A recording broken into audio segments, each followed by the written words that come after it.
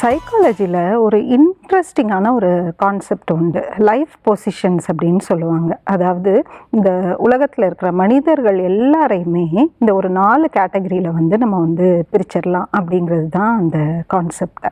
So எப்படி அப்படின்னு கேட்டிங்கன்னா, ஒரு கேட்டகரி ரொம்ப ரொம்ப ஒரு ஹெல்தியான ஒரு நல்ல கேட்டகரி என்னென்னா, I am okay you are okay அப்படிங்கிற கேட்டகரி. அதாவது நான் நல்லா இருக்கேன், நீங்களும் நல்லா இருக்கிறீங்க, நம்ம ரொம்ப ஒரு ஹெல்தியான ஒரு பாசிட்டிவான ரிலேஷன்ஷிப்பில் நம்ம இருக்கிறோம். ஸோ நான் என்னுடைய ஸ்கில்ஸ் என்னுடைய டேலண்ட் வச்சு நான் வளர்கிறேன், நீங்களும் அது மாதிரி உங்களுடைய விஷயங்களில் ரொம்ப சிறப்பாக பண்ணுறீங்க. இது ஃபஸ்ட்டு கேட்டகரி, ரொம்ப ரொம்ப ஒரு ஹெல்தியான ஒரு லைஃப் பொசிஷன் அப்படின்னு சொல்லுவோம். எப்படி இந்த பொசிஷன் நம்ம வர முடியும் அப்படின்னா, இப்போ நம்மளுடைய செல்ஃப் எஸ்டீம் ரொம்ப நல்லா இருக்குது, நான் என்னை பற்றி ரொம்ப பெருமையாக நினைக்கிறேன், என்னுடைய வாழ்க்கையை பற்றி எனக்கு ஒரு முழு திருப்தி இருக்குது அப்படின்னா நான் இந்த மாதிரியான ஒரு லைஃப் பொசிஷனை ரீச் பண்ண முடியும்.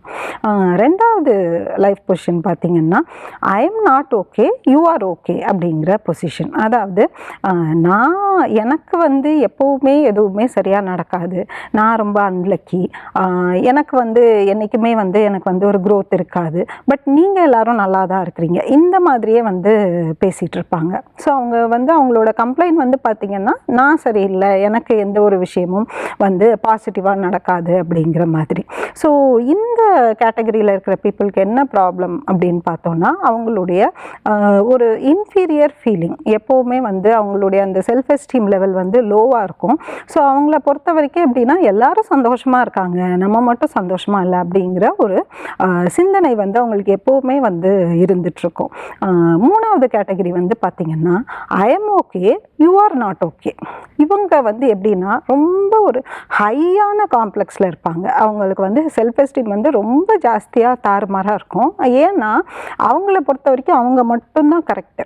ஸோ அவங்க கூட வீட்டில் இருக்கிறவங்க, அவங்க ஆஃபீஸில் இருக்கிறவங்க, சும்மா ரோட்டில் போகிறவங்க எல்லாருமே தப்பு அப்படிங்கிற ஒரு பெர்ஸ்பெக்டிவில் இருப்பாங்க. ஸோ நான் பெஸ்ட்டு, நான் பண்ணுற விஷயங்கள் எல்லாமே கரெக்டு, பட் இந்த உலகம் சரியில்லை, எல்லாருமே ரொம்ப மோசமாக தான் இருக்காங்க அப்படின்னு அவங்கள பற்றி ரொம்ப ஹையாகவும் மற்ற எல்லாரையுமே ஒரு நெகட்டிவ் ஆஸ்பெக்ட்லேயும் பார்க்கக்கூடிய கேட்டகரி. இது எல்லாத்தையும் விட ரொம்ப ஒஸ்ட்டான ஒரு கேட்டகரி இருக்குது. அதுதான் fourth category, I am not okay you are also not okay அப்படிங்கிற கேட்டகரி. ஸோ இவங்க எப்படின்னா, இவங்களை நீங்கள் பார்த்து என்ன பேசினாலும் நிறைய கம்ப்ளைண்ட் பண்ணிட்டே இருப்பாங்க. ஒன்று அந்த கம்ப்ளைண்ட் அவங்கள பற்றினதாக இருக்கணும், இல்லைனா அவங்க ஃபேமிலி, அவங்க ஃப்ரெண்ட்ஸு, வெளியே இருக்கிறவங்க, இது மாதிரியான கம்ப்ளைண்ட். ஸோ அவங்கள பொறுத்த வரைக்கும் எப்படின்னா, நானும் சரியில்லை, எனக்கும் எந்த விஷயங்களும் நல்லா நடக்கிறதில்ல, இந்த உலகமும் சரியில்லை அப்படின்ற மாதிரியான ஒரு நெகட்டிவ் ஆஸ்பெக்டோட, ஸோ அவங்க லைஃபும் சரி இந்த உலகமும் சரி ஒரு நெகட்டிவாகவே இருக்கிறதான ஒரு ஃபீலிங்கில் இருப்பாங்க. ஸோ இவங்க எப்படின்னா, எந்த ஒரு நல்லதையுமே நல்லது அப்படின்னு எடுத்துக்க மாட்டாங்க. சரி, இதுக்கெல்லாம் என்ன காரணம், என்ன ரீசன்ஸ் அப்படின்னு பார்த்தோம்னா, நம்மளுடைய சைல்ட்ஹுட் எக்ஸ்பீரியன்சஸ், நம்ம குழந்தையாக இருக்கும்போதுலேருந்து நம்ம என்ன மாதிரியான அனுபவங்களை நம்ம கடந்து வரமோ அதை வச்சு தான் நம்ம இது மாதிரியான லைஃப் பொசிஷன்ஸும் நம்ம ரீச் பண்ணுறோம்.